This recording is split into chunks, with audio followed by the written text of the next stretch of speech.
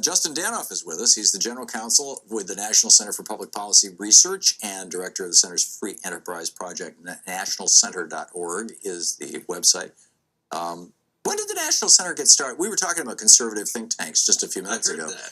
When did the National Center get started? In the early 80s. In the early 80s. So it was the part same of that time frame that you're part of that boom that came out of the Bradley Foundation and the Kochs and all those others. My boss likes to remind me it was founded by her and others in the same year that I was born. So there you go. Keep me in check sometimes. All right. So you've got this argument that Nike is by supporting the rights of trans people and disagreeing with North Carolina's HB2, which says that that even if you're trans, even if you're, I mean, there are trans men who have beards. In fact, it's not uncommon, and who were born as women but have become men and they have beards. And Pat McCrory wants those people who look like men and have beards to have to use the ladies' restroom. And I don't get why, A, you're inserting yourself into this, and B, why anybody would support Pat McCrory in that kind of a bizarre position, particularly since it's costing, North Carolina hundreds of millions of dollars. People don't like it. It's just a naked shout out to bigots. No, what it is a distraction, and the DOJ is doing a masterful job, and I'm surprised you haven't seen through it on this issue. What they're doing is they're holding up the siren song of discrimination and pointing that out and blasting it from every megaphone that they can grab. While behind everyone's back, what they're really doing is cutting into our separation of powers in the United States. What the DOJ has done in this case is they wrote a legal memorandum that says, in our view, the 1964 Civil Rights Act doesn't mean what it says when it talks about sex discrimination. What it really means is what we say it means, and we're going to add trans to go into the 1964 Civil Rights Act. Right. That's interesting because I didn't vote for anybody at the Department of Justice. I didn't vote for Eric Holder or Loretta Lynch. I didn't vote for anybody in their Civil Rights Division. I vote for Congress. I vote for the president. And so that's what's going on in this case is they are using a legal memorandum, and then they're going to court to try and set legal precedent that the Department of Justice can rewrite. The 64 Civil Rights Act is one of the bedrock laws of this nation. Well, and the DOJ, it was until until the Supreme Court gutted it. The DOJ is basically what's happening is the executive branch under the Obama administration is inserting themselves to say that we can write one of the most important federal laws in this country the way that we see fit. Yeah. And so why we are inserting ourselves here is that it's not just Nike. 67 other corporations signed up to back the DOJ in this legal case. By the way, the case say that trans people should have protections that North Carolina is trying to strip from them. Well, don't forget that it was the city of Charlotte that started the whole nonsense down there. But again, that part is a distraction. This case... I think that's the essence of the whole thing. No. Your argument is that in 1972, when they said sex discrimination, or in 1968... 64 and 72, they're 64 and 72, right, right. But they both say the same thing, essentially. And that during that era, they were not envisioning trans people as being included under the protections of that law.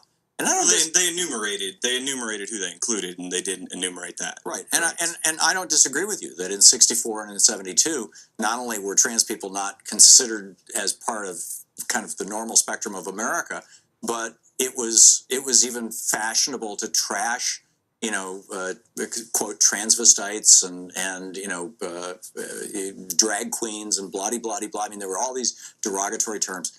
But the fact of the matter is that the history of this country is a long history of more and more acknowledgement of the rights of people who have been, by and large, marginalized by most of society. And we have ways to remedy that. And the correct way here would be for Congress, because they write the laws and they amend laws all the time. But the fact of the matter is that they can amend the law. It's not up to GOJ to write a legal guidance. Because actually, it is. The law specifically gives the executive branch in fact requires the executive branch to implement that. I mean, the Constitution does as well, to execute the law. Yeah, as they understand it. The law is not wholly unambiguous. But your assertion that they didn't mean to include trans people in '72, therefore here we are in 2016, and trans people have become a very real part of the landscape of the United States, and they're standing up and saying, hey, what about our rights too?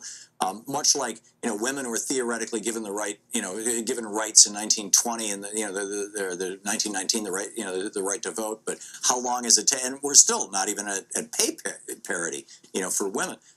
It seems to me that at every step along the way, as we expand civil rights for Americans, Republicans and conservatives are saying, "Oh no, you don't. Oh no, you don't," which is what you're here saying. No. And you're saying, "Oh, if you want it done, have Congress do it." But Congress is controlled by Republicans right now, and Republicans not only seem to hate trans people, but they love to beat them up for political gain, which is exactly what Pat McCrory is doing. He's shouting out to bigots in order to try to for purely political purposes. He's standing up for the bedrock principle of this country, and that is separation of powers.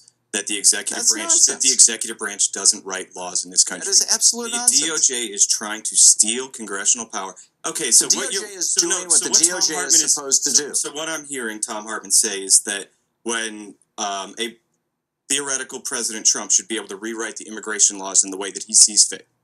The executive theoretical branch, President Hillary Clinton should be able to rewrite the tax laws to allow for the Clinton Foundation to do whatever they want. No, you're putting words in my mouth. Well, that's what I'm hearing you say. Well, maybe what you're hearing me say, but that's not what I'm saying. What I'm saying is that the executive branch has the obligation to execute the laws in the way that they believe comports best with the intent of the laws and with the times. And so what we've seen under the Obama... You may have a law literally from the 1790s, which the Obama administration has been using to prosecute whistleblowers. I mean, and they're saying, oh, nobody's been using this law for 180 years, but we'll use it now because it's there. And times have changed, and we've got the internet, and we got this weird stuff going on, and so we're going to... Now, I disagree with that, but they're using it, and they're doing it. That's their right. That's, it's given to them under the Constitution. You can't say that what the executive branch is doing here is unconstitutional. You can argue that you disagree with it. You can say that you don't think that trans people should have protections under the law, which clearly that's not what we're saying. We're saying that there's a mechanism to do it. No, we're saying there's a mechanism to do it. Yes, hand it over to Republicans who will trash trans people for purely political purposes. That doesn't make any sense to me. What we've got is an administration that uses executive branch power well. Are you in favor of defending the rights of trans people or not? It's not what the case is about, Tom. It absolutely is what the law is about. It's what the case is about. It's what all of this. I'm surprised you've let the DOJ hoodwink you on this. It's not what they're doing. They are trying to extend the power of the executive branch and to belittle the power of the congressional branch. They are doing what the Constitution requires. No, they're not. They're not executing the laws. Yes, of course. The law says you can't discriminate based on sex. Our society in 1972 did not view trans people as being a different sex, as it were, a different gender. Now our society does.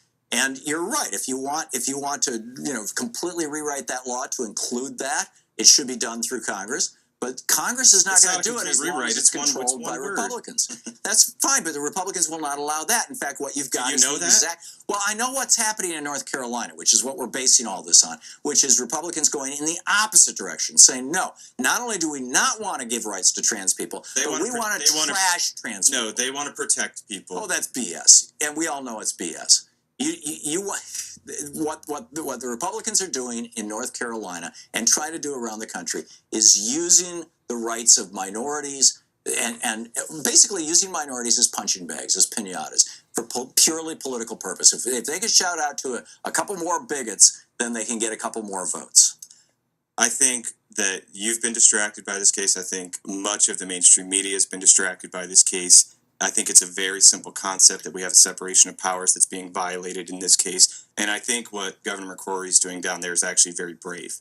He is standing up. Very brave to trash. He's standing up for two things: the separation of power and states' rights. And what you're supporting is a larger federal government that stomps on states' rights and stomps on the separation of powers. If it takes to use your phrase, tries to protect its individuals, whether it's voter ID, whether it's HB2. Don't worry, the federal government, which The DOJ has become highly politicized in this administration. Will come in and stomp states' If rights. that's what it takes to protect people from Republicans who want to trash them for political purposes and their bigoted supporters who will kill them, who will, Oh, come on. oh, gay people have been being killed, and people who are, not straight heterosexual people have been killed in this country forever. It's still going on. But anyway, we got to wrap it up. Hey, hang on just a second. Yeah, Justin. About to get. This is the Thom Hartmann Program.